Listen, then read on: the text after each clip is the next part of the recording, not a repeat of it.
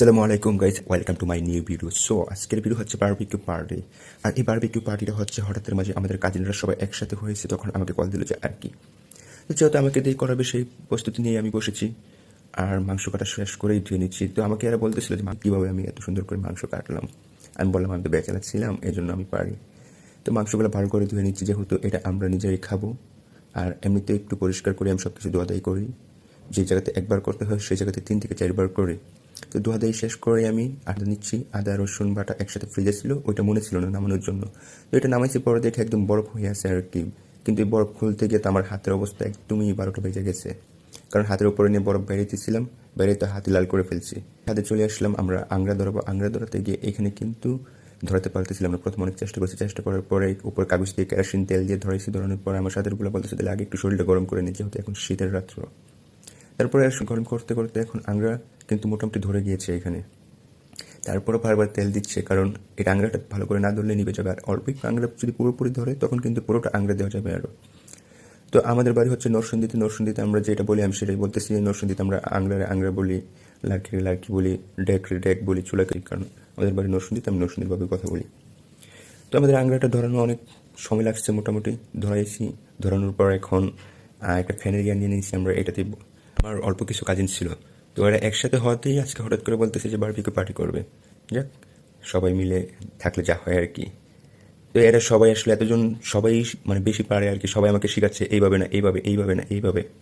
তা আমি বললাম আরে ভাই, আমি তো একটু হলে পারি, না পারলেও তো চেষ্টা করি না। এত শিখালে তো, এতজনের শিখাতে তো আমি নিজে পরে কিছু করতে পারবো না। দেখ, নিজের ভাবে নিজে দিতেছি। আমার বলতেছে যে না এইভাবে দাও, এইভাবে দাও, এই সাইড দিয়ে দাও, এই সাইড দিয়ে দাও। আমি আমার ভাবে দিতেছি, আমার উপর থেকে দেখা দিতেছে, সাইড থেকে বলতেছে এইভাবে দাও। আসলে কি বিষয়টা হচ্ছে, একটা বারবিকিউ প্ল্যান করি বা খাওয়া দাওয়া করি, এটা হচ্ছে পুরোটা একটা আনন্দ। খাওয়াটা বিষয় না, একসাথে সবাই থাকে, একটা এনজয়, সময় কাটানো, এটাই আসলে সব থেকে ভালো একটা লাগার সময়। তো এরা বলতেছে যে ঝুল দিও না, ঝুলগুলো রাখো, ঝুলগুলো দিয়ে আমি পরে তোমাদেরকে কি সুন্দর করে একটা আইটেম বানাই দিই।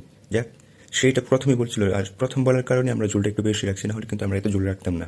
তো সে বলছিল যে ঝুলটা একটু বেশি করে দাও, তারপর ঝুলটা আমার একটু দরকার আছে, দেখো তোমাদেরকে কি করে দিই। তো ওদের কথা মতো রাখলাম একটু বেশি।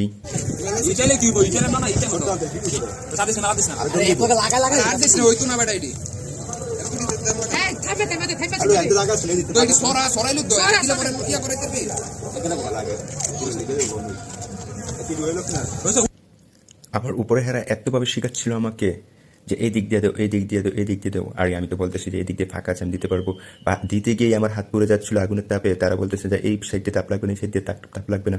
আর ফাহিম তো বাতাস করতে করতে একদম কাইল হয়ে যাচ্ছে। আমিও কিন্তু বাতাস করতেছি, আমার ছোট ভাই ছিল, ওরাও বাতাস করতেছে এখানে। তো আমরা কয়েকজনে ছিলাম, ভাইও ছিলাম, বোনও ছিলাম এখানে। ওরাও চাইতে বাতাস করতেছে, সবাই মিলে জিলেই কষ্ট করছি আমরা।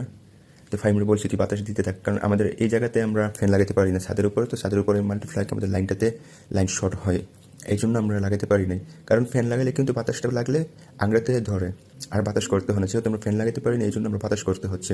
যদিও ছাদের উপর বাতাস আছে, তারপর আমরা আলগা বাতাসও করতেছি, কারণ আংড়াটা না হলে ফুল তাপ পায় না।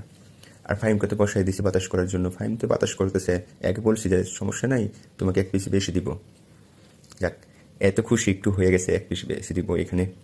ও বাতাস করতেই থাকতেছে। আর এইদিকে আমার বোন তারপর দেখতেছে যে হয়েছে কি না। তো ওদেরকে দিয়ে আমি চলে আসছি নিচে। আমি বলি যে আমি রুটি বানাই, এখন যাই। গরম পানি দিলাম, গরম পানিতে একটু তেল দিয়ে নিচ্ছি পানি গরম করার সময়। কারণ আটার সাথে যখন একটু তেল দিয়ে পানিটা সিদ্ধ করবেন, দেখবেন কাইটা খুব সুন্দর হয়, যেহেতু আমরা এখানে রুটি বানাবো। তো আমি পানি দিলাম, পানির সাথে একটু তেল দিলাম, লবণ দিলাম, দিয়ে গরম করলাম। গরম করার পর যখন গরম হয়েছে, আটাগুলো ঢেলে দিচ্ছি এখন। আর এটা করার উপকার হচ্ছে আটাগুলো লাগবে না ডেগে, আর কাইটা খুব সুন্দর হবে, একদম নরম। আর এই গরম পানি রুটি কেমন, এটা তো সবাই জানেনি কেমন হয়।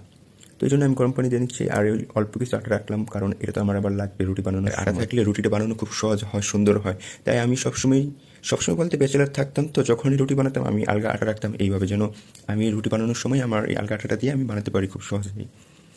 আর এটা কিন্তু আমি ভালো করে এখানে মিক্স করে নিচ্ছি, কারণ এখানে চুলাতে রেখে যদি আমি মিক্স করে নিই তাহলে এটা খুব নরম হয়ে যাবে, সুন্দর হয়ে যাবে। এটা কিন্তু ডেকে লাগবে না, কারণ এটাতে আমি তেল দিয়েছি।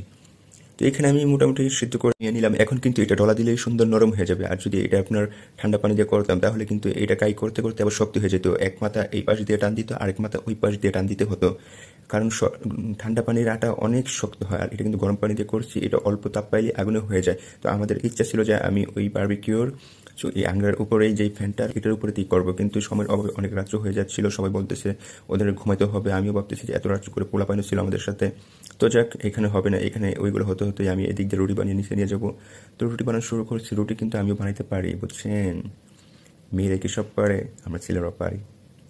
আমি কাইগুলো করে রুটি করে নিচ্ছি এখানে। আর রুটি বানাতে গিয়ে কিন্তু অনেক ঘুল করবো বা চার কোনাচ্ছ করবো, ওই পাশে যাবে এই পাশে যাবে, এগুলো চিন্তা নেই। আমার কথা হচ্ছে রুটি হলেই তো হচ্ছে, কোন দিকে গোল হচ্ছে কোন দিকে লম্বা হচ্ছে ওইটা দেখে লাভ নেই। একটু ছোটো ছোটো করে বানাচ্ছি আমরা। চাইলে কিন্তু এই কাইগুলো প্রথমে গোল গোল করে নিয়ে নিতে পারতাম, কিন্তু আসলে অনেক সময় লাগবে, এগুলো গোল গোল করে নিয়ে আইসামি লাগতেছিল।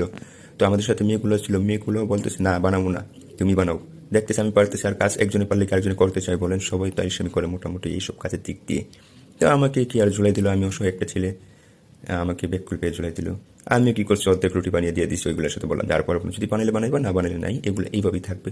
তারপর গিয়ে কিছু বানালো, আর এদিকে আমি একটু বাতাস করতেছি, কারণ ফাহিম অনেকক্ষণ বাতাস করছে, আরও যারা ছিল ওরা অনেকক্ষণ বাতাস করছে, কারণ এখানে মোটামুটি ভালো একটা সময় লাগছিল। এবং ফাহিম সবাইকে বলছিল তোমরা পারলে সাইডে বসে লুডো খেলো। সে খিদে বারবার বলতেছিল যে প্লেটটা লাগা প্লেটটা লাগা, এর নাকি খিদে লেগে গেছে। এ বলতেছে হয়ে গেছে, আর এদিক দিয়ে কি সরল হাসি দিয়েছে। এ বলতেছে যে এর একটা প্লেট লাগাই দিয়ে দিতাম, সাথে সাথে প্লেটটা নিলাম, নিয়ে আমরা এটা নিচ্ছি তুলে তুলে, কিন্তু তাকে দেখাচ্ছি, তাকে দেই না। সে কত চাইছে যে এক পিস দিয়ে আমি খাই, দেখি না দেবই না, আমি তো দিলামই না। তো আমি নিচে আসলাম রুটি বাজারের জন্য। আমি কিন্তু রুটির তাপে মোটামুটি ঘেমে যাচ্ছি এখানে, যেহেতু চুলার তাপ এখানে ভিতরে। তো আমি এখানে রুটি বাজছি, আমার পিছনে মেয়েগুলো তাকায় তাকায় দেখে যে আমি কীভাবে রুটি বাজি। এইদিকে ঝোলটা নিয়ে রান্না করা শুরু হয়েছে আরেকজন। আর ঝোলটা কিন্তু হচ্ছে ওই যে ঝোলটা ওইটা জাল দিছে, জাল দিয়ে এটার সাথে আরও জানি কী দিছে, খুবই মজা ছিল ঝোলটা। এবং আমাদের রুটি ফাইনাল শেষ, এই কয়টা রুটি হয়েছে, এখান থেকে আরও কিছু রুটি আমরা পিচ্চিদেরকে দিয়েছি। এবং এটা হচ্ছে বারবিকিউটা, হঠাৎের মাঝে করা হয়েছে, তো এই জন্য ফুলে সব কিছু মিক্স করতে পারি না। তারপর যতটুকু করছি এতটুকুর মাঝে এটা। সো আল্লাহ হাফেজ।